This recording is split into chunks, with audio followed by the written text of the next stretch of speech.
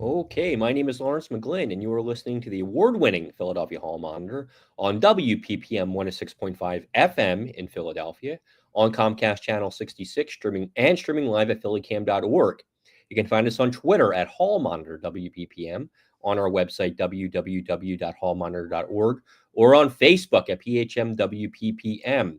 Tonight on the program, we'll be joined by Monica Bass-Burks, a Unite Here shop steward, to discuss the hotel workers' contract status.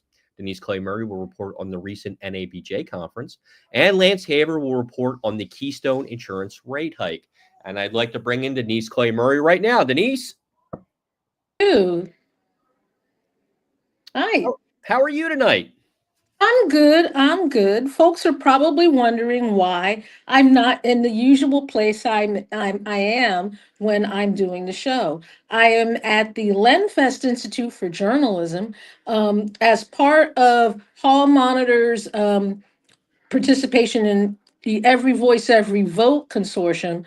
They have these meetings where every once in a while we're not on Zoom, we're all in person. And because, someone out there hates us, they're always on Wednesday night in the middle of our show. So since we all can't be there because we'd have no show otherwise, I am here representing Hall Monitor. And Denise, you're like the public face. Whenever there's a meeting or accepting an award, Denise goes and represents Hall Monitor incredibly well. So thank you for doing that, Denise.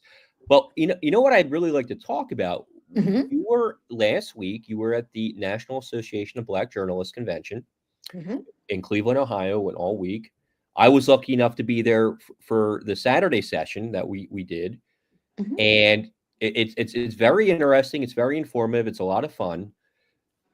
Can you tell us a little bit about that experience? And we'll see a little bit of it too.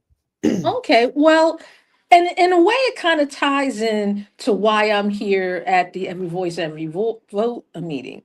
A lot of the folks that are here have their own media outlets. They are organizations that saw a need in the community similar to Hall Monitor and what we do in terms of City Hall. And they said, okay, no one else is meeting this need. We should try to meet it. And the workshop that Larry and I did at the National Association of Black Journalists Convention brought Larry, myself, and two other independent creators, Brandon Scoot B. Robinson, who's one of my mentees and is a sports reporter, and One of the Kathy Woods. yeah, And well, yes, and yeah. yeah, he's really good. Mm-hmm. And Kathy Woods, whose work you may see in the Philadelphia Tribune. She also does a podcast called The Cup of Soul Show, which also focuses on entertainment. So we all got together and talked about how to figure out if something independent is what you want to do in media. I mean, let's face it, right now, when you look at legacy media outlets, a lot of them are either contracting or they're doing things that don't really make sense to readers and listeners. So, what we did was get some people together to talk about how they're solving the problem of news deserts at a time where organizations like the Corporation for Public Broadcasting are basically being run out of business by this administration. Right. So here's a clip of us at the NABJ convention in Cleveland, Ohio. Mhm. At the news landscape these days, when you look at the landscape of media, how important is it for folks to be willing to do some things independently? How how important has it become, especially since you have legacy news outlets that have been seriously contracting? I think I'll start with it. Good morning, everyone. Good to be here and good to talk shop. I'll be honest with you, having not only worked in independent work, but also working at network, I have found that working independent and then working in network, sometimes with my colleagues doing the extra work, sometimes they don't want to do. And the thinking out the box at times can be challenging. What I'm finding in the last maybe 2-3 years, where you've seen a lot of legacy brands go bankrupt, those same people who are working at legacy brands have now found themselves having to do the creative work that they neglected or didn't want to do. And they're kind of either going with the flow or transitioning into other things. And I think I really notice it more so in news, on newscasts like 10 o'clock, 11 o'clock news, where now you're seeing the weatherman or the weatherwoman or the weather person, what have you, using emojis just to get the young people's attention. You have to be able to catch attention. You have to still be able to catch people reading from left to right. And so a lot of this is just not reinventing the wheel, but maybe adding some emojis and some stickers to the wheel, if you may. So I think it's being creative, but it's also just the changing of the guard, because, you know, this is not our grandparents and our great-great-parents and our parents' news anymore. It's a whole new world, as Aldous Huxley said in his book.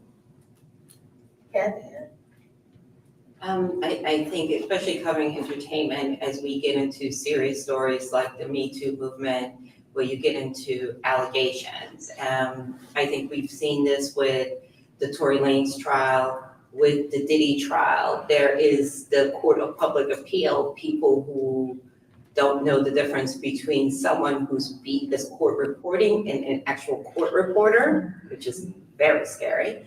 And just overall not understanding that how you feel does not determine the results of in a court of law. So I think, you know, it's just understanding that how we feel about someone just because they made some bops doesn't mean that, you know, they're not a horrible person, or because we love the TV show. So I think what we're finding in this rush to be first, especially in entertainment, everybody wants to be first. Everybody, you know, TMZ has really pushed that from the National Enquirer. They want to announce who's dead first, which is horrible. The fact that you're rushing to say someone's dead. And not actually making sure they actually died. So you have people out here saying, I'm not dead, you know, which is funny, but not. But then you have people also, you know, not respecting people's families. So allow them an opportunity to say that, right? So you have a lot of misinformation, and the correction is not being done fast enough because you want the traffic. That's how everything gets measured by advertisers. So it's really important to still be responsible, even though it's a good time to say, hey, let's fact check. Let's call the person's representative. Let's do that extra step. Because again, it's horrible to say that someone passed. Like Rick Fox, someone said Rick Fox passed when Kobe Bryant died, and he literally had to have his people put out a statement saying, hey, I was not with him. I did not die, you know, because he has children and whatnot. So I think that's the part that's missing. The editors are being cut. Those jobs are being cut. The people that fact check, the people that make sure that you're not saying things in an inflammatory way. Legal departments are not checking things in.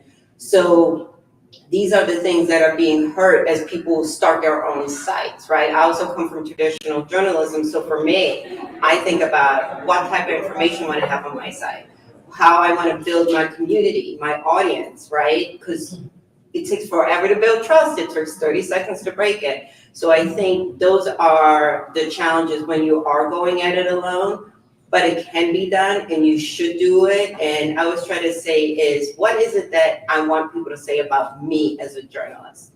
I don't need people to like me. I need people to respect me.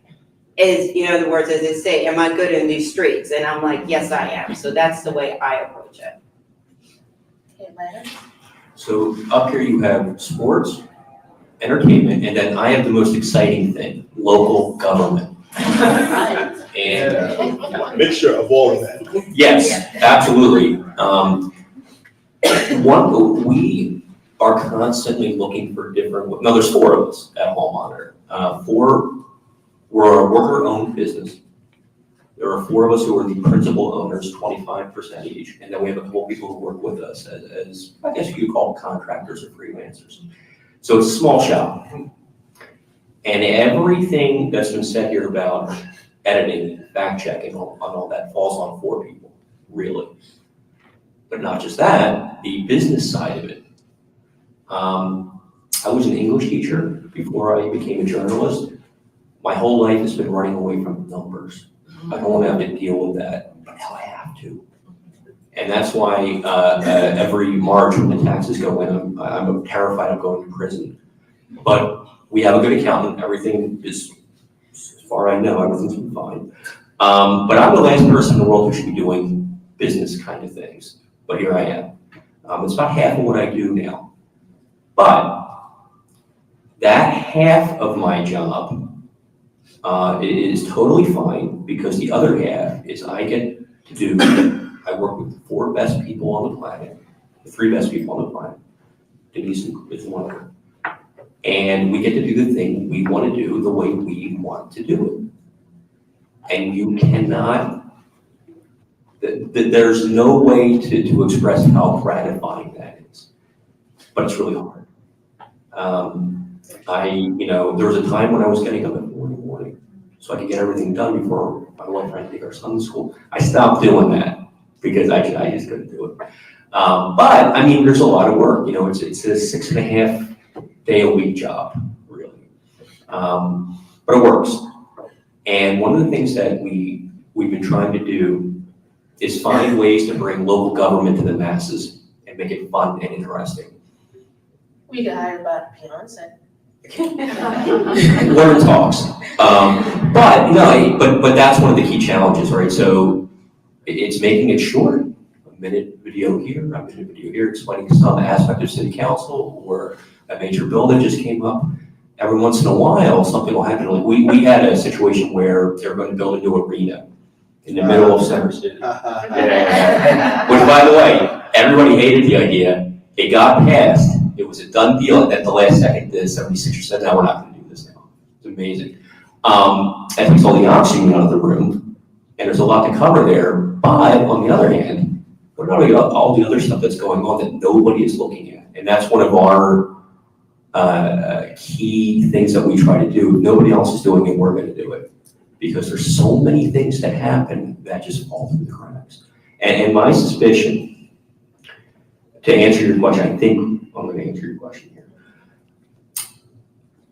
In our lifetime, most of the news outlets will be like Hallmark, small shops, a lot of people covering neighborhoods, doing things like that, and it might be for the better. But it's also going to be a challenge where you have to look at, well, who are these people? Where's their training? Where do they come from? But I think, my belief is that's the direction we're headed. Now, you mentioned math, which of course most of us journalists avoid unless we're going into business journalism or something like that. But structuring a company or structuring yourself as an entity to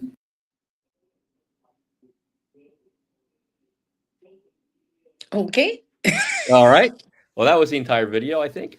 So there was a lot more to that conversation, and it was a very good conversation. So how do we take the notion of what we believe local news is and will be and make that accessible to everybody? Well, for one thing, you have places like Philly Cam, because you mentioned where they're going to get the knowledge. Places like Philly Cam can at least offer the technical stuff. The journalistic stuff is going to have to come from like community organizations or journalism organizations that are willing to do that work. Locally, it's fortunate that you have places like the Lenfest Institute for Journalism that at the very least are willing to do some of that work and also to fund the people that are currently, doing it. But, we have to figure out a way that we can, make this make sense for everybody. And that's kind of, one of the things that I do a lot when I represent Hall Monitor at Every Voice, Every Vote things, is to listen to folks to hear what they're doing that might work, not only for us, but for the community as a whole.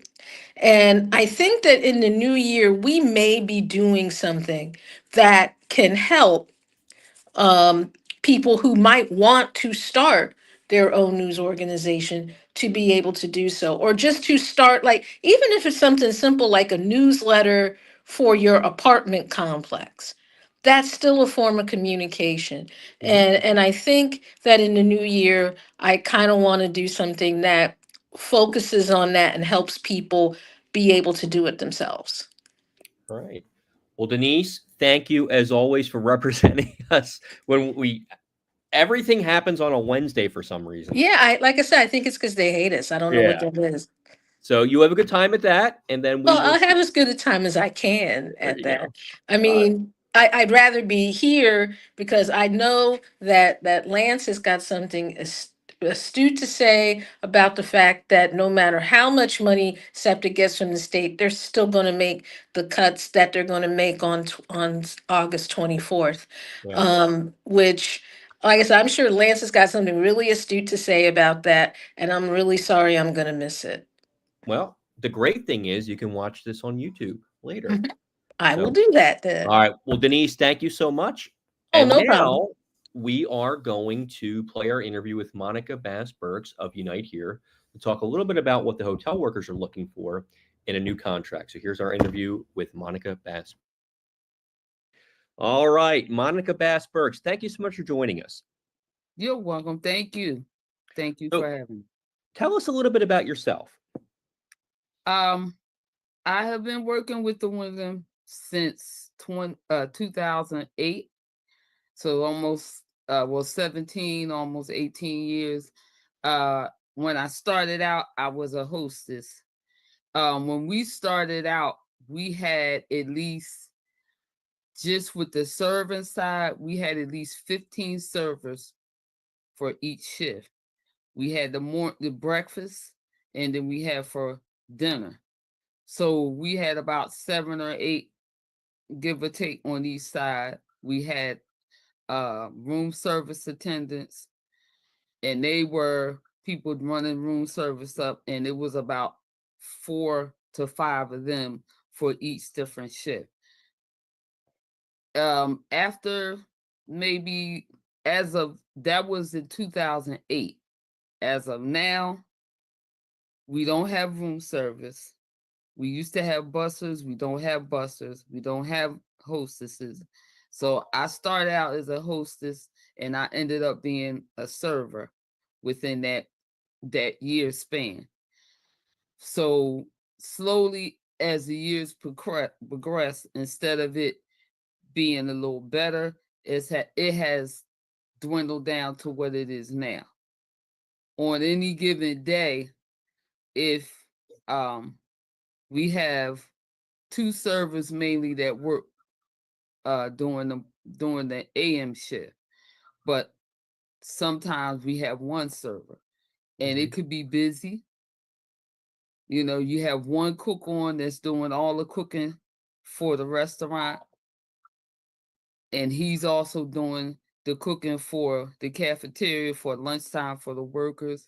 Whereas though we've had triple that when I first started. Everybody had a position. Every position in the kitchen, in the food and beverage, had somebody there. Now it's dwindled down to 1 person do 3 or 4 jobs at once. So you can see from 2008 to now the dramatic change.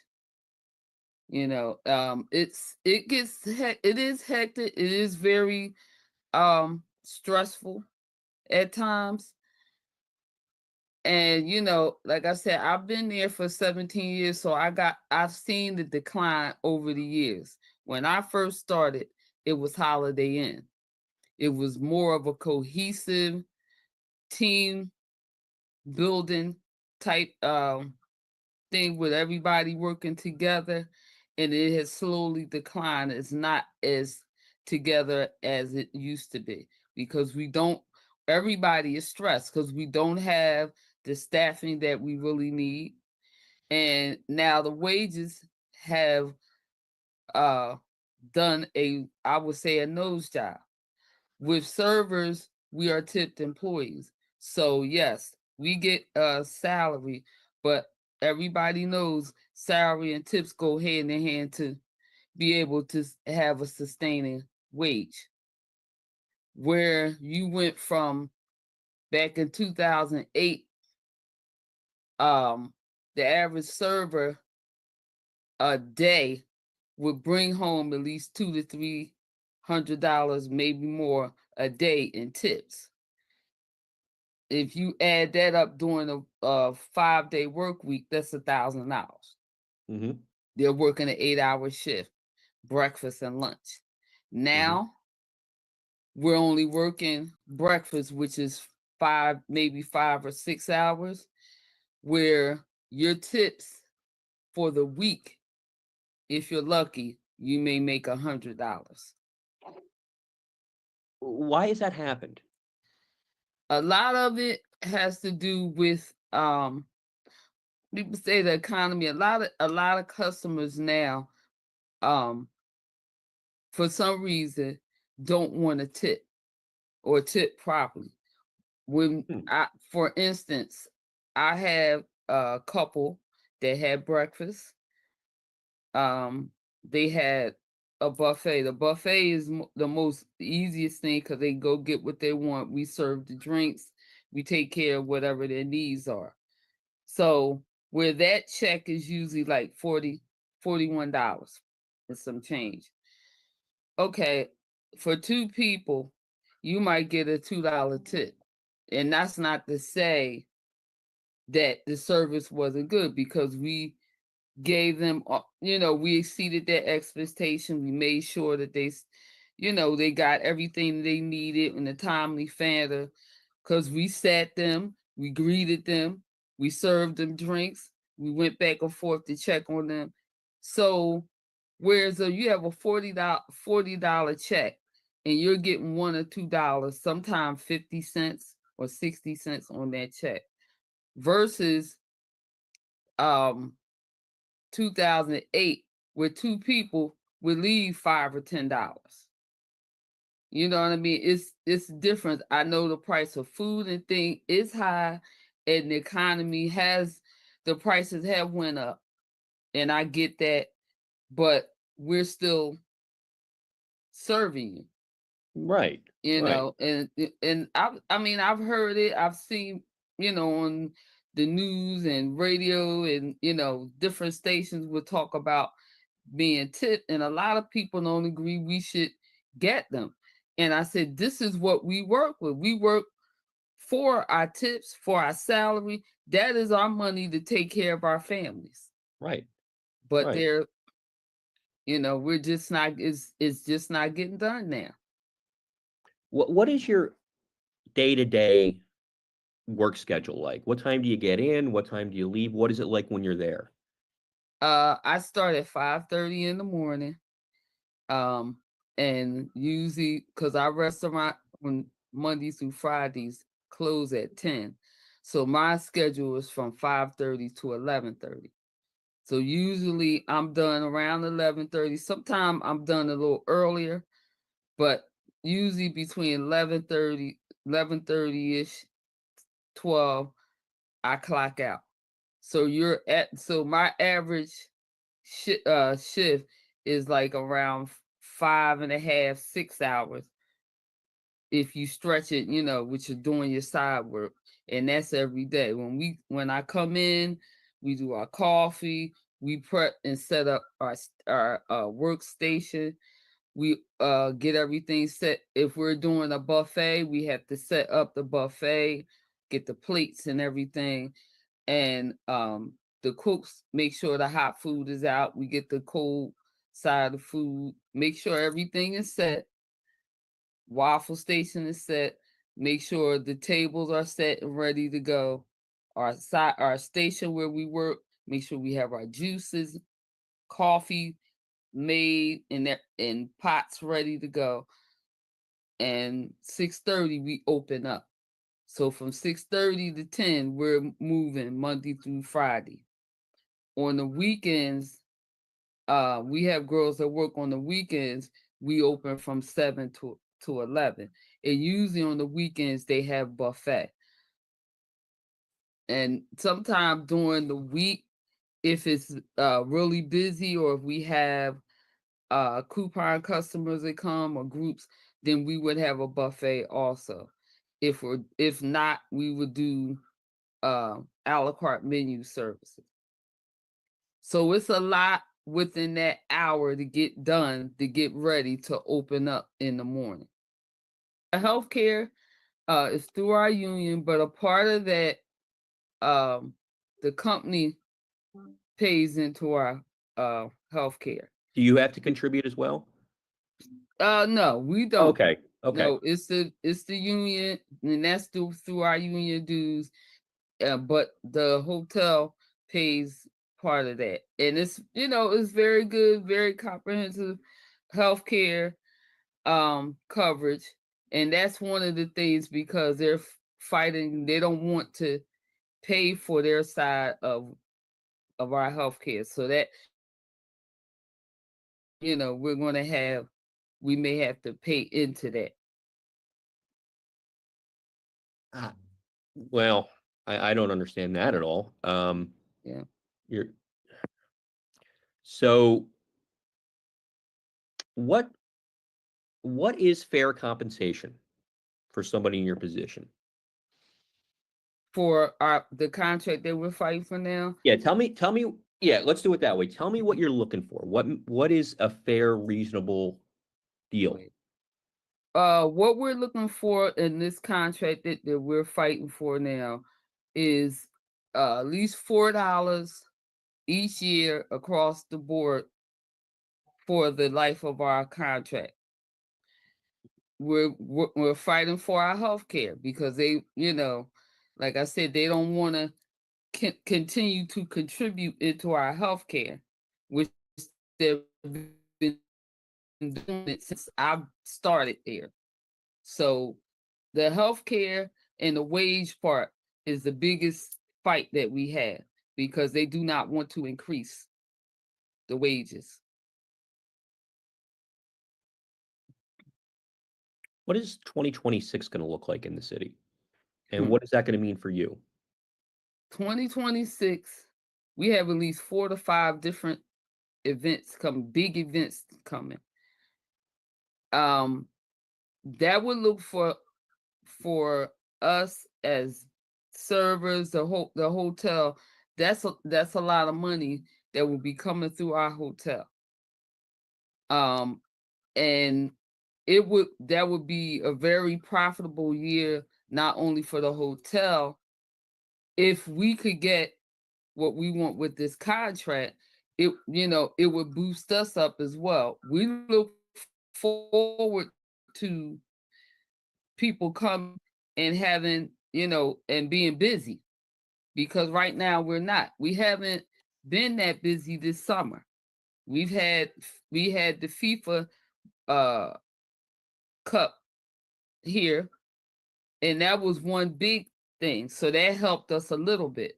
But for what's coming in 2026 and how we're getting paid and what they're giving us now is not going to work for when these people come, because we're talking about mass people.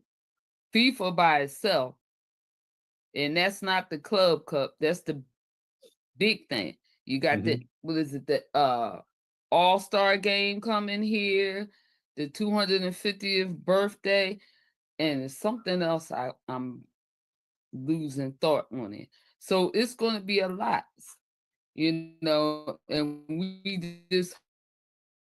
we can get these contracts straightened out and done, and we make a fair living wage, because if not, it's going to be a catastrophe, for sure, because we're not backing down off of what we want. We deserve it. We have worked. Some of us, we have some people in our hotel been there 40 years, 45 years. Well, and that's the thing, right? If people are coming to the city, they're staying in our hotels, they need you. Yeah. They need you there. Yeah. All right, I'd like to bring in Denise Clay-Murray here on Philadelphia Hall Monitor. Hi, thank you for joining us. You're welcome. Thank you for having me. Now, in terms of what you do, which sounds like a lot, is the reason why there aren't more people because they can't find more people to do the job? Because, I was just in a hotel for a week somewhere else, and that seems to be the thing where they just can't find people. And if that's the case, what are they trying to do about that? It's not that they can't find the people, they're not hiring the people. Just from my union alone, they have a hospitality training program where they train people for the hotels. I think it's housekeeping, food, the whole food service part of package of it. Housekeeping, cooks, servers, and all they would have to do is set something up for them to come and interview. They would have people. There are people out looking for work, but they're just not hiring. So basically what they figure is, since we have 4 servers, okay, so we don't have to worry about, they can host, they can bus tables, they can ring out checks, they can do XYZ. We can get them to do 5 jobs and only have to pay them. And that's not cool. They're not looking for new people. Every time you ask, are you hiring? I mean, are we going to get more people? They will tell you, yeah, we want to get more people. We're trying to, we're trying to conserve. We're trying to find people. Do you know anybody? If you give them people, they give them the runaround. So they're really not trying to hire anybody. And the hiring would be the beginning of the season. You would start in January, February, getting these people in for the summer and spring, because that's our busy season. So they would be there through that, and the fall and winter get slower, but you would still have these people, but they're just not hiring. It's avenues to hire people. You have OIC, where I came from, because that's where I interned at this hotel first before I got hired. So there's avenues, but they're just not doing it. Now, what is the status of negotiations for you all's contract now? I mean, I would think that with 2026 on the horizon, the folks would want to make sure that a deal is in place so that you don't have people coming in for the MLB All-Star game and having to cross a picket line. What is the status of negotiations now? Well, right now, we go back on Thursday to talk to them. We had our first negotiating meeting a couple weeks ago, and we gave our proposal. They came back. They weren't going for it. So we're going to see what we're going to, what they're going to do this coming week. But right now it's basically at a stalemate, because we're not going to back down on what we want. And the proposal they gave us is not conducive to what we need for a decent living wage. So we're hopeful to get this done. We want it done so when these things come in, you have people will be in place to take care of these people that's coming in. But if it can't, get done, then it may be that may be down the pike. But I'm always hopeful that we can get some kind of thing worked out where both sides can agree on something. Now, what can we as consumers do to kind of prime the pump a little bit? Because like I said, again, I was in a hotel in another city this week, and I saw, the person who cleans up the rooms, trying to do an entire floor by themselves. I saw wait staff at restaurants trying to get food out to people in a timely fashion without, a lot of help. What can we as consumers, as the people who will be coming to these hotels in 2026, what can we do to kind of, let folks know you need to have more people, you need to do better by your staff, you need to make this a better experience for all of us. I would think, writing to these companies, to the owners and companies, and let them know what experience you had, what needs to be done. And if they don't get it done, social media is always a good thing to do.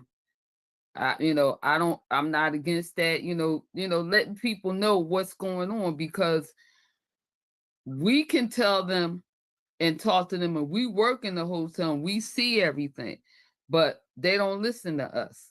But you guys as consumers, you are the ones that come in and stay in these hotels and eat in the restaurants, and the experience is what you come there for. And if you don't, and you see servers struggling, and like you said, the housekeeper doing a whole floor by herself and things, that's not right. So I would say, write to them, let them know how you feel. And if you're not getting the satisfaction answers that you want, social media is always good, because they're always looking on social media, TripAdvisor and all that. That is their main focus. So Okay. Well, thank you so much for spending some of your time with us. I'm going to give you back to my co-host, Larry McGlynn, and you're listening to Philadelphia Hall Monitor on WPPM 106.5. All right. Thank you. thank you. And Ms. Bass-Burks, before we let you go, you are the shop steward at the Wyndham in the Unite Here Union.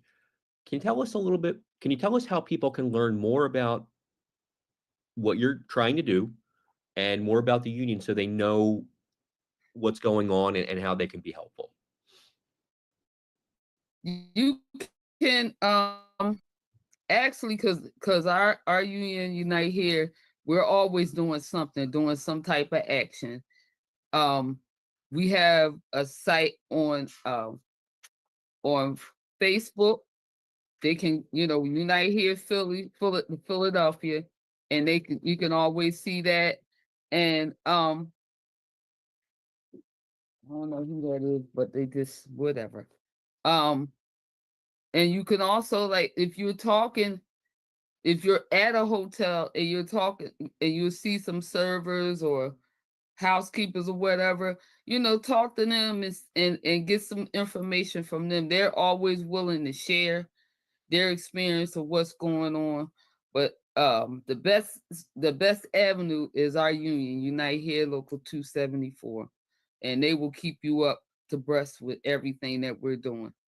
All right. Monica Bass-Burks, thank you so much for joining us.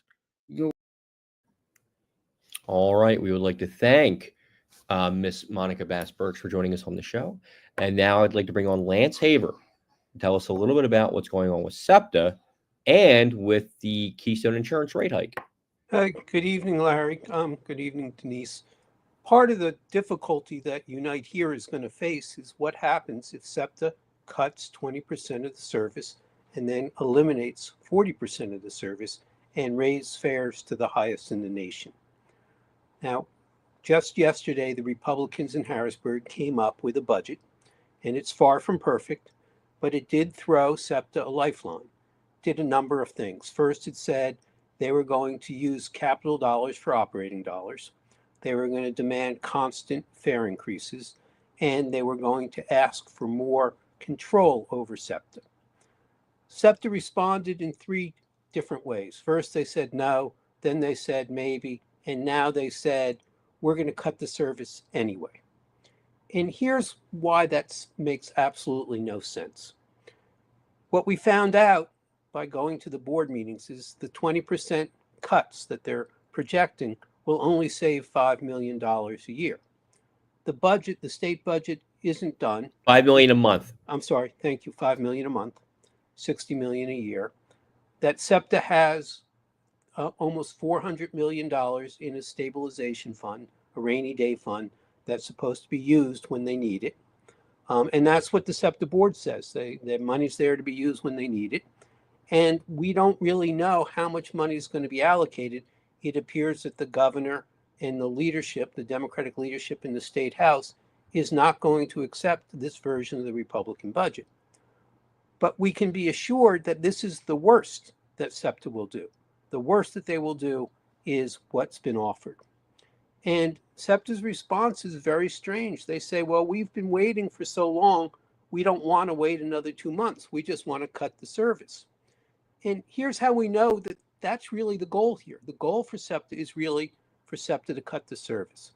If SEPTA were serious about trying to get more money from the state, they would have held a press conference in Harrisburg with all of the other regional transit systems, not just Philadelphia, but the transit systems in Republican parts of the state, in York, in Harrisburg, in Wilkes-Barre, Scranton, in Elk County. In almost every part of the state, there's a public transit system. And if SEPTA wanted to get the message through to the Republicans that what they're offering isn't sufficient, they wouldn't try and go it alone just in Philadelphia. They would go to Harrisburg, bring all the regional rail lines, all the regional transit systems, all the public transit systems in the state together and say, here's why we can't accept this. And while they were doing that, they would be using the rainy day fund so that they did not have to cut service. But it's clear that SEPTA's goal isn't to keep the system operating at current levels. SEPTA's goal is to cut the service by 20% across the board. And they don't say it, but on September 1st, SEPTA intends to raise the fares to the highest in the nation.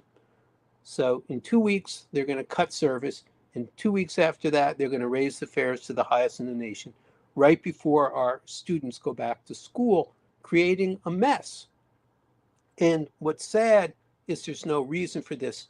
And what's upsetting is not a single one of our elected officials, not the mayor, not the council president, not the head of the Philadelphia delegation to Harrisburg, not our United States Senator.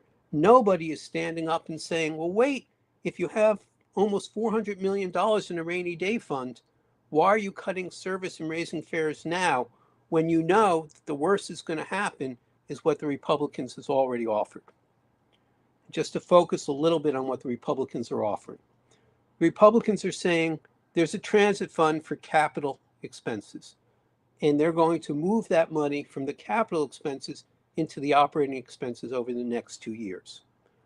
Now, if SEPTA believed that they had the public support, if they built the public support, then they would go along with that, and over the next 2 years, they would build this coalition and go ahead and say, here's why that's wrong, and here's why we need to elect new people so that we're not in this position.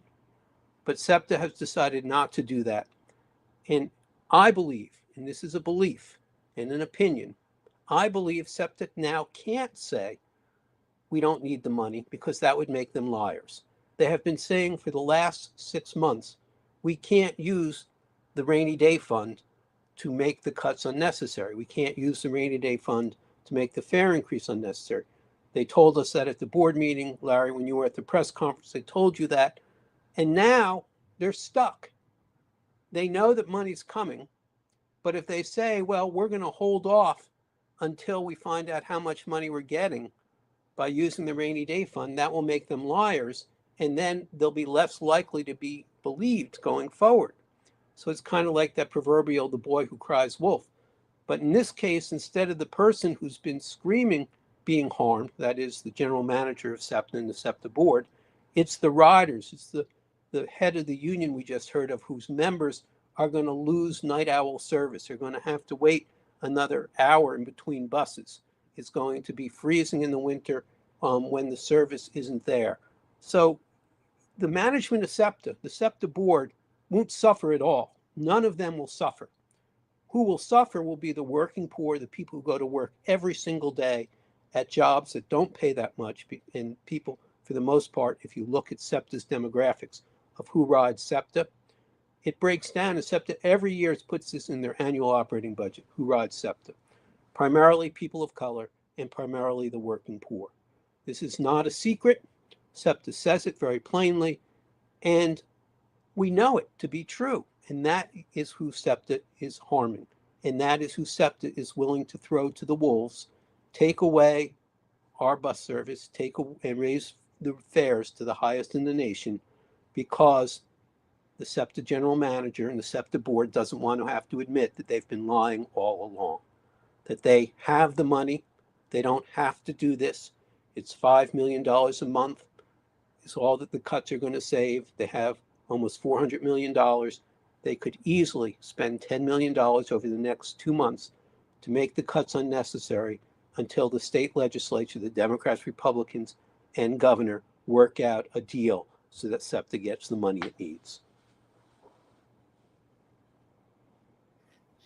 And that's where we are.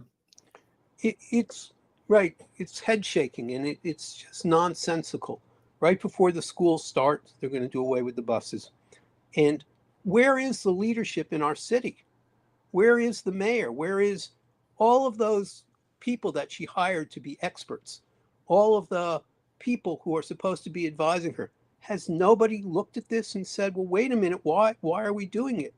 Where is Senator Saval, Nikhil Saval, all these progressives who are thrilled, and I understand why, who are thrilled to say something about what's going on in Washington, D.C., but are silent about what's going on right in their backyard? How is this even possible that you have all these elected officials who say we're for the working people and are silent and look the other way as SEPTA takes away their bus service? But I do want to segue into another problem, and we will keep reporting on SEPTA.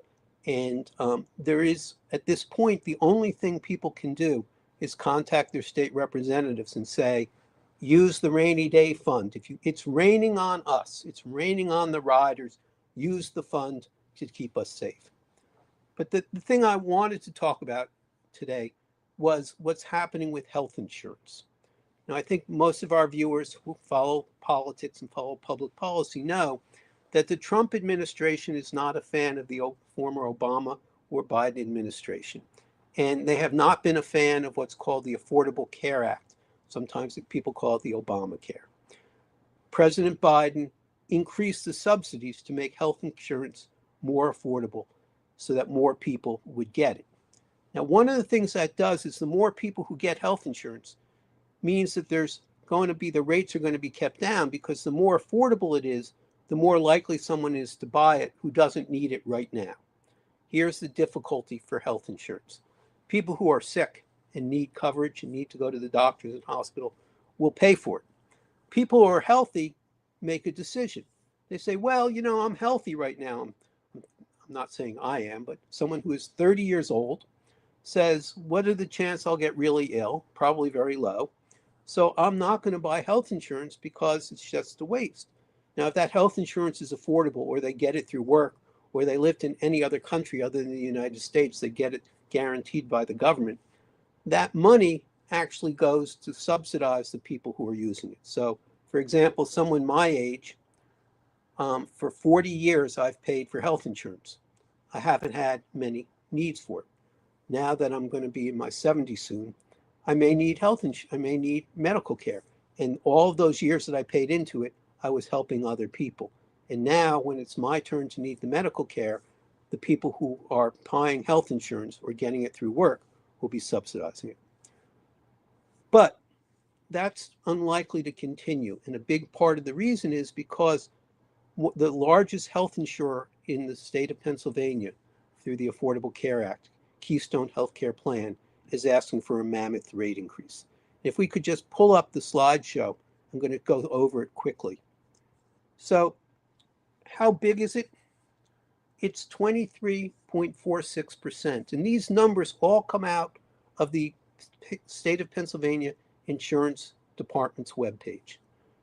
Now, we have a number of foundations that follow healthcare across the country, and they have followed 105 of what's the Affordable Care Act, the ACA marketplace insurers in 19 states.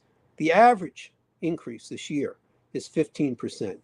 Keystone Health Plan East is 23.46%. Where's that money going to go? Well, that money, it's not a mystery. Only 85% of that money goes to actually pay doctors and hospital bills. The rest goes to administration, tax, and fees. And here's the weird part. They're going to make a profit. But Keystone Health Plan is owned by nonprofit Independence Blue Cross, which many people call IBX. So if it's owned by a nonprofit, why do they have to make a profit? There are no stockholders. Where does that profit go? Well, the state doesn't answer. In fact, the size of the rate increase is kind of shocking. If you read through the actual filing, the insurer, in which case that means Keystone Healthcare Plan East, and I'm saying East because there are 3 Keystone plans, East, West, and Central. But we're only looking at East because that's the region that covers us. They expect their annual medical costs to increase by 8.2%. But they want 3 times that. They want 24% increase, 300% more than what they project their costs are going to go up. And the insurance department makes a decision. These companies file for the rate increase. The insurance department looks at them. And what rules do they look at when they decide? Well, here's the quote. Again, this is not me making an opinion like I did about SEPTA. This is not me saying this is what I think is going on. This is word for word what they write. The goal of the rate review process is to ensure plans are priced appropriately and are not unfair or discriminatory. Nowhere do they mention affordability. It's just simply not considered. It's not part of what the state considers when they decide how large a rate increase they're going to grant. In effect, we can see how bad the insurance department is. The insurance companies file for a rate increase, an initial one. The state reviews it, then they have some secret, private, whatever term you want to use, non-public discussions with the insurance company. And again, these numbers come directly from the insurance department's webpage. The overview, the initial request, average rate increase, and I say average because healthcare in America is very complicated. I know that was a shock to President Trump, and he actually said that it's a shock. But it is a mess because we don't have a national healthcare plan. So there's a platinum plan, a gold plan, a silver plan. There are a number of plans, but the initial average rate change was 23.46%. And after our government officials, after the people who were supposed to be representing us, got in, dug in at the books, asked the tough questions, the revised requested rate change was 23.46%.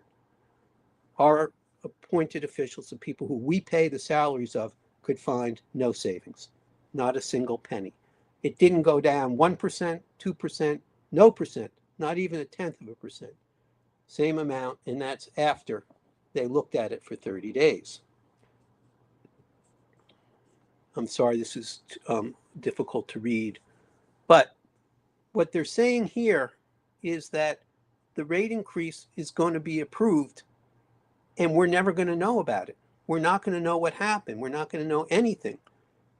They say the requested rate increase is usually available in August, which is why I'm reporting on it now. And then they review it in private, in secret, behind closed doors, again, whatever language you want to use. And then they announce how much the rate increase is in October.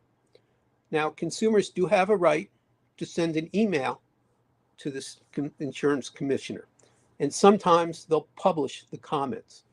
And what they write is, and again, I apologize for not being a little clear, comments submitted in writing may be posted, not will be. I can't necessarily read somebody else's opinion, consumer, someone who knows the industry, someone who suffered because of the bad service. I can't read what they're saying.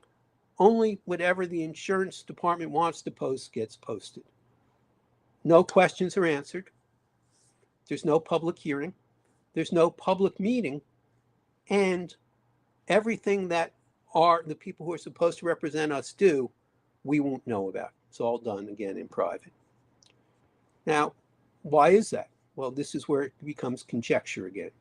Blue Cross Blue Shield last year in the election cycle contributed $10,388,199 to candidates.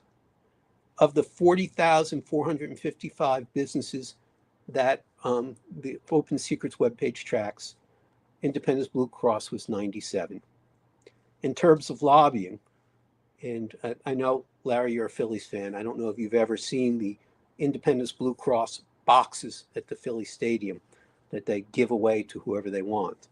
But the lobbying is $10,388,199, and they're 5 of 9,200. Now, again, this is tracked by Open Secrets webpage. I don't believe this tells the full story because there are a number of direct actions that Independence Blue Cross takes that don't show up here. But this is what shows up, and that may have something to do why they don't get asked questions. So what questions aren't asked? What is Keystone doing to keep members healthy and reduce health care costs? So it's clear that people need medical care. We need health insurance. It's part of what we should have. But there's a couple ways of delivering it. One is to try and keep people as healthy as possible. And the other is to treat every symptom that comes up. So what is Keystone Healthcare Plan East doing?